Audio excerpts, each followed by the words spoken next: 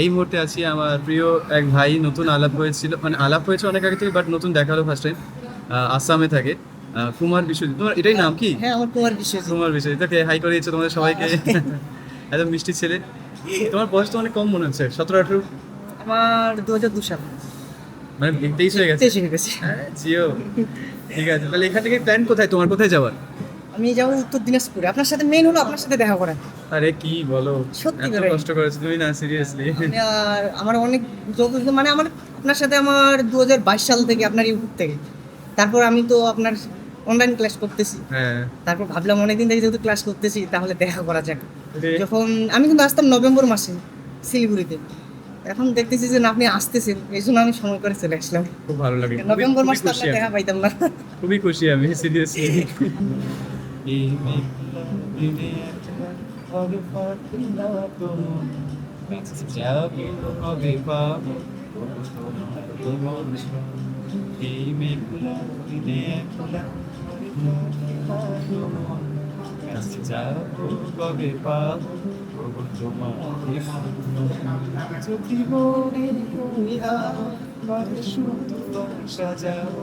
আয় ভাই রে যাই ওরে আয় ভুবন, যাবো কবে পাবো তোমায় মন্তর ঝরে নেক্সট দেখা যাক। আজ বাদে সারা দিকে, আজ যেন মেঘে হলো মঞ্চ উদাস, আজ আমি মনে মনে কি যে ভাবি আমার মনে, তুমি আসবে ওগো হাসবে, কবে হবে সে মিলন, কাছে যাবো কবে পাবো তোমার নিমন্ত্রণ।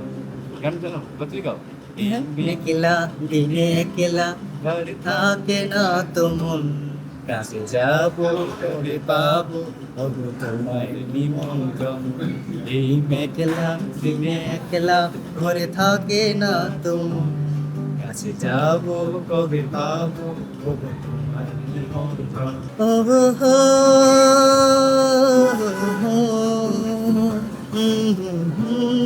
কি আবার? ও হো,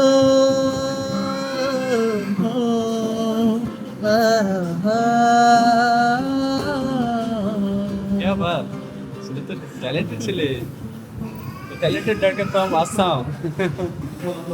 ভেরি গুড, খুব ভালো লাগলো দেখলে বন্ধুগণ। তোমাদের কেমন লাগলো তোমরা অবশ্যই জানিও, আমি এই মোমেন্টগুলোকে ধরে রাখতে চাই অবশ্যই, এবং আমি আশা করছি এরকমভাবে আমাদের মাঝে মাঝে মিট আপ হতে পারে। ইভেন আমি তো আসামও চলে যেতে পারি, আমার তো এরকম ট্রাভেল করার শখ। তোমাদের আসামে কি আছে বলো ঘোরার দেখা? আসামে? তুমি আছো অবশ্যই, সবচেয়ে ইম্পর্টেন্ট। হ্যাঁ, আসামে কোনো প্রবলেম নাই। আসামে আপনি গুয়াহাটিতে যদি থাকতে চান, ওখানে আমার হ্যাঁ, বাসা, আপনার কোনো টেনশন নেই। কি বলো? আচ্ছা, গুয়াহাটি থেকে মানে ঘোরার কি কি আছে, এরকম অনেক জায়গা আছে গুয়াহাটি? গুয়াহাটিতে তো অনেক জায়গায় আছে, আমি যত ওগুলো জায়গা আছে দেখে তত নেবো। নাম জানি না না। ইউটিউবে দেখে নেবো, ওটা নিয়ে অসুবিধা নেই। হ্যাঁ, কিন্তু তাহলে আসাম ট্যুর এটা করা যেতে পারে। বেস্ট টাইম কখন আসাম ভিজিট করার?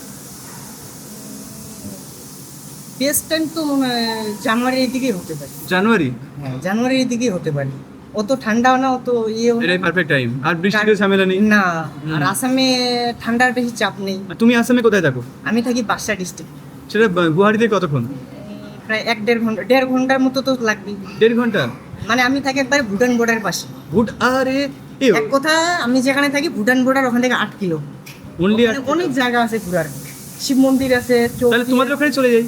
কোনো প্রবলেম নাই, অনেক বড় বড় পাহাড় আছে। কিন্তু না, তুমি চাপ নিও না, মানে ওই থাকা নিয়ে আমি কোনো কোনো ব্যবস্থা করে দিও আমার আমার। নিজস্ব রুম আছে, ওটা আমি নিজস্ব কাজ। আচ্ছা, ইতিমধ্যে আমি ঘোষণা করে দিই, আমাদের জন্য চলে এসেছে এখানে প্লেন ডোসা, ওটা হচ্ছে মশালা ডোসা।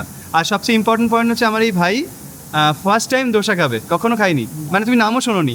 শুনেছি কিন্তু খাইনি। এটা সাউথ ইন্ডিয়ান অ্যাকচুয়ালি ডিশ, তো মানে এখানকার মানুষদের ডিশ নয় অ্যাকচুয়ালি ওইখানে। আমিও এমন নয় যে সবসময় এই ক্যামেরা কোথায় গেল, আমিও সবসময় খেয়েছি তা কিন্তু নয়, কিন্তু কখনো কখনো অকেশনালি খাই। ঠিক আছে, চলো ট্রাই করো। তোমার মশলা দিয়েছি, আমার তো প্লেন নিয়েছি, কারণ আমার তো আরও ট্রাভেল করতে হবে, তোমারও যদি বাড়িয়ে হবে। তোমার এখান থেকে আর যেতে টাইম কত লাগবে? আমি এখান থেকে সর্বোচ্চ যেখানে যাব এখন, মানে গেলেও হলো না গেলেও হলো, কিন্তু ইম্পর্টেন্ট হলো তো আপনার সাথে দেখা করার। বাবা ছেলে। ওকে, তাহলে এই ভিডিও এখানেই শেষ করছি, এরপরে ওর সাথে আরও আড্ডার মুহূর্তগুলো আমি শেয়ার করার চেষ্টা করবো। টাটা।